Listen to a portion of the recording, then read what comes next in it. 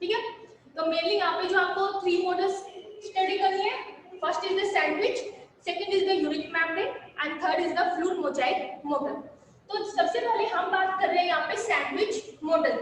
Sandwich model mainly यहाँ पे 2 scientist ने दिया, उनके नेम है डैनिली and the Dawson. डैनिली and Dawson in the 1935। ठीक है। तो डैनिली एंड डेवसन के अकॉर्डिंग जो कि प्लाज्मा मेम्ब्रेन है वो मेनली किससे बनी हुई है, protein and phospholipid.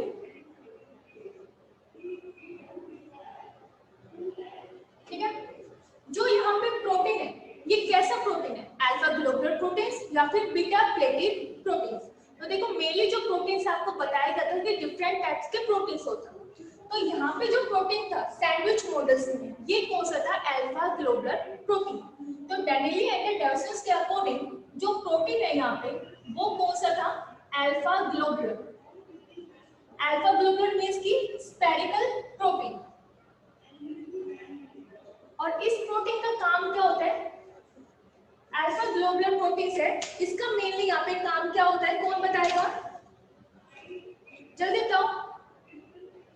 Alpha globular ये मेनली प्लाज्मा मेम्ब्रेन को स्टेबिलिटी प्रोवाइड करवा के जाता है, gives stability to plasma membrane. Third इसमें ये बताया कि जो फॉस्फोलिपिड है ये कैसे है, amphipathic. Phospholipids are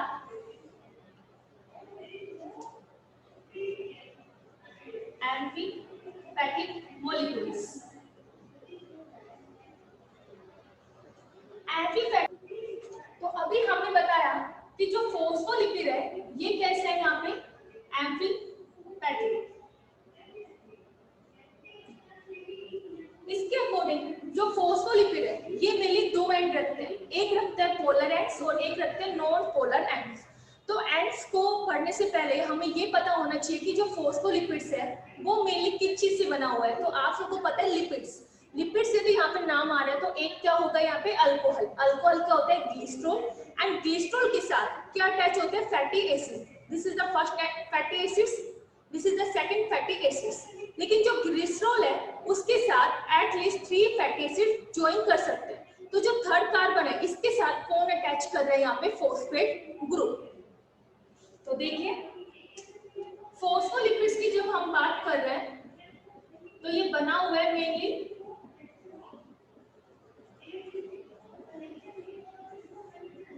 glycerol is the alcohol, 2 fatty acids है, एक है यहाँ पे फॉस्फेट ग्रुप।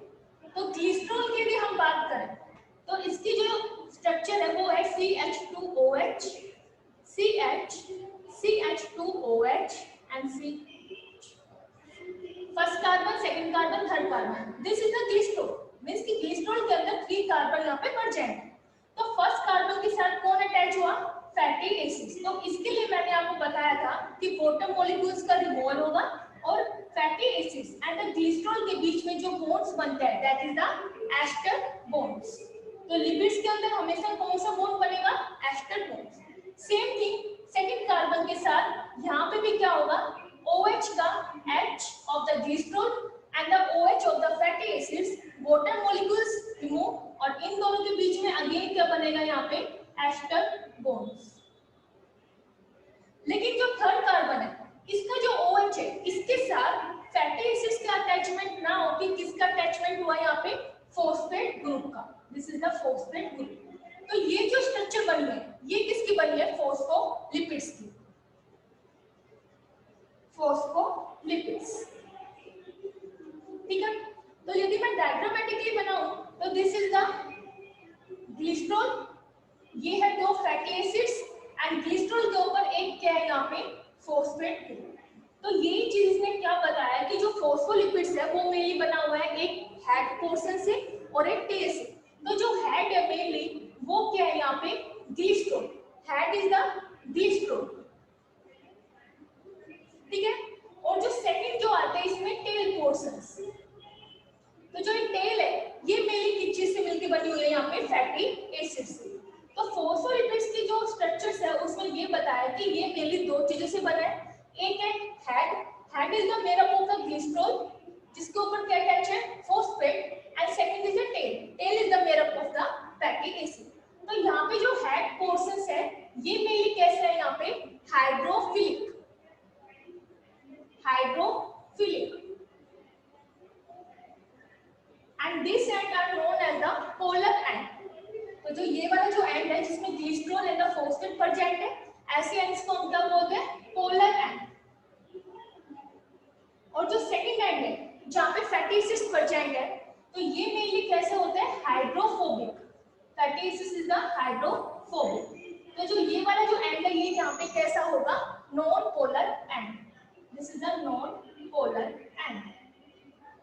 इसीलिए यहाँ पे फोस्फोलिपिड्स को क्या बोला गया है, एम्फीफैटिक, मींस कि ऐसे फोस्फोलिपिड जिसके पास दो एंड प्रेजेंट है, one is the polar, polar and is the hydrophilic and second and is the non polar and that is the hydrophobic. Clear, जल्दी से कॉपी कीजिए।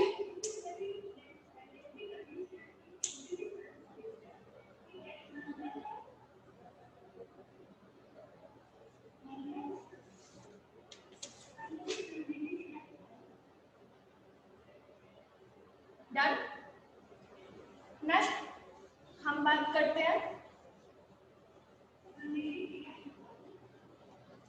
नेक्स्ट जो डनेली एंड डायोसिस ने बताया कि जो फोस्फोलिपिड है यहाँ पे वो अरेंज होती है एज ए बाइलेयर, कि जो फोस्फोलिपिड है वो कैसे अरेंज हो रही है, बाइलेयर मैनर में, मींस कि फोस्फोलिपिड्स की यहाँ पे दो लेयर होगी, this is the first layer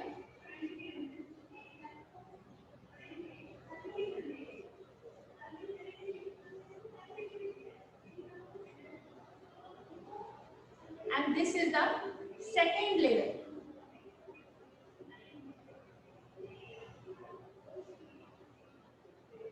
आप मेरे से बहुत अच्छे डायग्राम बना सकते हो, ठीक है। फिर उसने ये बताया कि जो ये अरेंजमेंट है ऐसे है कि जो टेल्स है वो हमेशा एक दूसरे के साइड फेस कर रहे हैं, फेस, जो ग्लिस्ट्रोल हेड है ये हमेशा away from the each other है। ये आप देख सकते हो कि जो हेड है वो क्या है, एक दूसरे के जस्ट अपोजिट यहाँ पे प्रेजेंट है, this is the glycerol head and this is the fatty acids, proteins जो कवर कर रहे हैं दोनों मेम्ब्रेन, ठीक है। प्रोटीन्स है यहाँ पे पोलर भी हो सकते हैं, नॉन पोलर भी हो सकते हैं। तो जो सैंडविच मॉडल है that is the Danielli and Davson के अकॉर्डिंग इन्होंने ये नहीं बताया अभी कि जो प्रोटीन्स है वो कैसे हैं, एक्सट्रिंसिक है, इंट्रिंसिक है, नो, इसने सिर्फ ये बताया कि जो प्रोटीन्स है वो क्या कर रहे हैं, फोस्फोलिपिड जो बाइलेयर्स है उसके दोनों साइड यहाँ पे प्रेजेंट है। तो ये आप देख सकते हो कि ये जो स्ट्रक्चर है कैसे बनी, एज ए सैंडविच। सैंडविच में आप क्या करते हो कि दो आपके पास ब्रेड होंगे, ठीक है, दो यहाँ पे ब्रेड है और इनके बीच में क्या होते हैं, वेज प्रेजेंट होते हैं, तो ये तो क्या होता है, सैंडविच। सेम थिंग यहाँ पे दोनों साइड क्या है, प्रोटीन्स, एंड प्रोटीन्स के बीच में क्या है, फोस्फोलिपिड बाइलेयर। तो ये जो इसने मॉडल बताया इसके स्ट्रक्चर्स के अकॉर्डिंग, तो इसी को इसने क्या नाम दिया है यहाँ पे, सैंडविच मॉडल। लेकिन यहाँ पे जो प्रोटीन है, जो लिंक है इस फोस्फोलिपिड बाइलेयर्स, तो यहाँ पे जो बॉन्ड जो प्रेजेंट है प्रोटीन्स एंड द फोस्फोलिपिड्स की ग्लिस्ट्रोल हेड से, तो ये बॉन्ड यहाँ पे आते हैं hydrogen bonds, electrostatic interactions. Clear?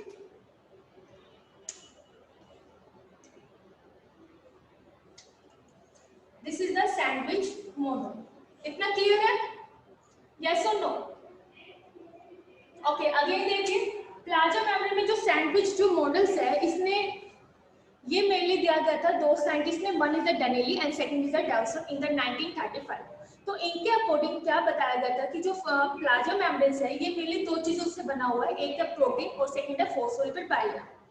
फिर से बताया कि जो प्रोटीन्स है यहाँ पे वो कैसे है, अल्फा ग्लोबुलर प्रोटीन्स, जो मेनली क्या करते हैं, स्टेबिलिटी प्रोवाइड करवाते हैं प्लाज्मा मेम्ब्रेन को। देन इसने बताया कि जो फॉस्फोलिपिड्स है वो यहाँ पे कैसे होते हैं, एम्फीपैथिक मॉलिक्यूल्स, मींस कि जो फॉस्फोलिपिड बाइलेयर्स है उसके यहाँ पे दो एंड्स होंगे, एक एंड कैसा होगा, पोलर एंड, और एक कैसा होता है, नॉन पोलर एंड।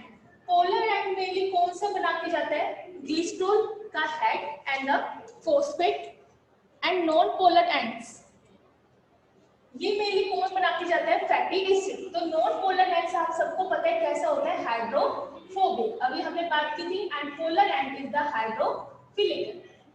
ठीक है, अरेंजमेंट की बात इसने क्या बताया कि जो फॉस्फोलिपिड्स का अरेंजमेंट है वो बाइलेयर मैनर में होगा। ये इस तरह से अरेंज है कि जो टेल्स है वो हमेशा एक दूसरे की साइड में प्रेजेंट होगी, और इनके बीच के जो इंटरेक्शंस है वो कैसा होगा, वीक वन डर वाल फोर्स है। एंड जो प्रोटीन्स है that is the alpha globular protein, this is the alpha globular proteins, ये हमेशा प्रेजेंट होते हैं on the either side of the phospholipid bilayers by the hydrogen bonds and the electrostatic interactions के through glycerol head से क्या होता है, present इसकी बाइंड करते हैं। ठीक है, this is the sandwich models. अब नेक्स्ट हम बात करते हैं कि क्या क्या इसके ड्रॉबैक्स थी जिसके अकॉर्डिंग हमने इसका सेकंड मॉडल पढ़ा that is the unit membrane. तो ड्रॉबैक्स भी पढ़ना जरूरी है।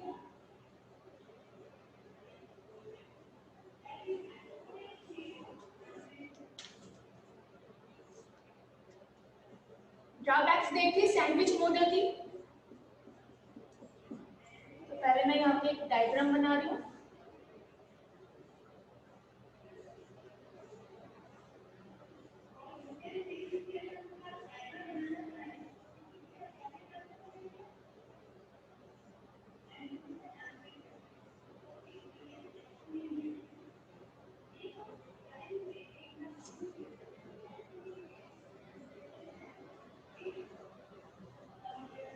ठीक है, ये है सेल के inner side and this is the cell का आउटर पार्ट। ठीक है, तो जो प्रॉपर्टी है प्लाज्मा मेम्ब्रेन की, अभी हमने बात की थी properties of the plasma membrane की। जो प्लाज्मा मेम्ब्रेन है ये कैसे होते हैं, सिलेक्टिवली परमेबल। तो ये दोनों टाइप्स के मॉलिक्यूल्स को मूवमेंट करवाते हैं, मेनली वाटर सोल्यूबल हो या फिर फैट सोल्यूबल।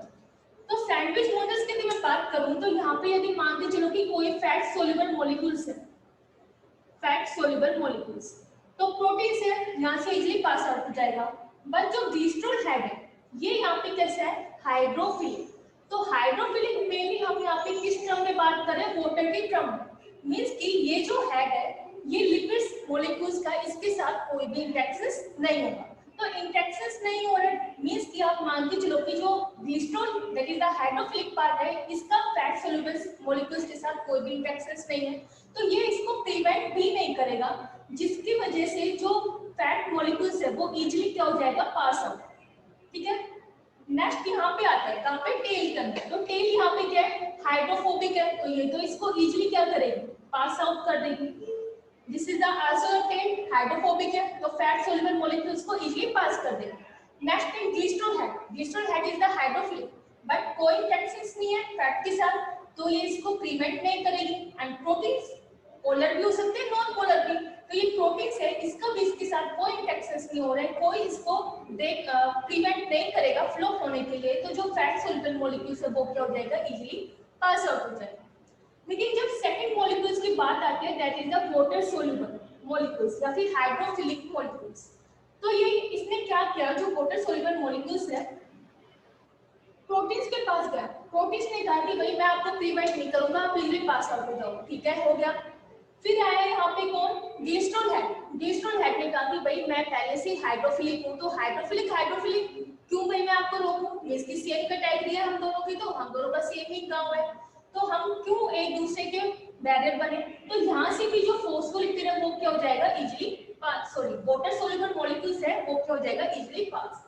बट जब बारी आई थी इसकी टेल की, तो टेल ने कहा कि भाई हम दोनों का जो गांव है वो अलग अलग है, मैं यहाँ पे हाइड्रोफोबिक हूँ और तू यहाँ पे हाइड्रोफिलिक है, तो मैं तुझे कैसे अपने गांव के अंदर जाने दूं। तो जो टेल है उसने क्या किया कि जो वाटर सोल्यूबल जो मॉलिक्यूल्स है इसको यहाँ पे आने से रोकेगा, प्रिवेंट कर रहा है, जिसकी वजह से जो वाटर जो सोल्यूबल मॉलिक्यूल्स है दैट इज द हाइड्रोफिलिक और द पोलर मॉलिक्यूल्स वो यहाँ पे पास आउट नहीं हो पाएंगे मेम्ब्रेन पे, ठीक है। इसलिए हम क्या कहते हैं कि जब भी जो प्लाज्मा मेम्ब्रेन है ये ओनली नॉन पोलर मॉलिक्यूल्स को पास आउट करवा पाती है, पोलर मॉलिक्यूल्स को पास आउट नहीं करवा पाती। तो डेनिली एंड डेविसन के अकॉर्डिंग कि जो फैट सोल्यूबल मॉलिक्यूल्स है वो तो इजीली पास आउट कर पा रहे हैं, लेकिन जो वाटर सोल्यूबल मॉलिक्यूल्स है वो पास आउट नहीं हो पाएगा। अब आप सबको पता है कि सेल है उसको वाटर की रिक्वायरमेंट्स बहुत ज्यादा होती है, कोई भी फंक्शंस परफॉर्म करने के लिए water is the essential.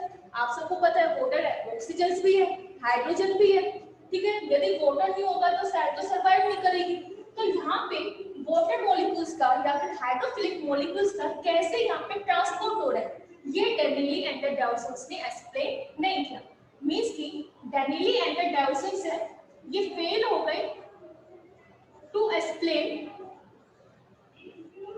Transport of the molecules.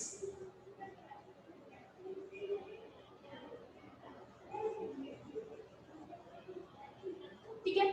Second जो ड्रॉबैक है वो ये है कि जो डेनिली एंड डेविसन है इन्होंने ये भी लिखा है कि जो प्लाज्मा मेम्ब्रेन है वो कैसे डायनामिक है, dynamic nature of the plasma membrane को एक्सप्लेन नहीं कर पाए।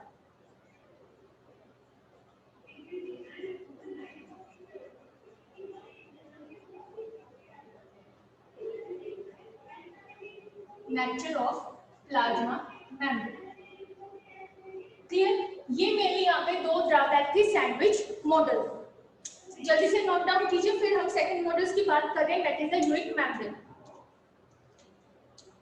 जल्दी से कॉपी कीजिए,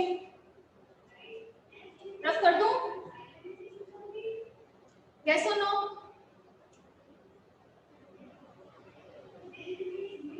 यस और नो? Yes, ma'am. ओके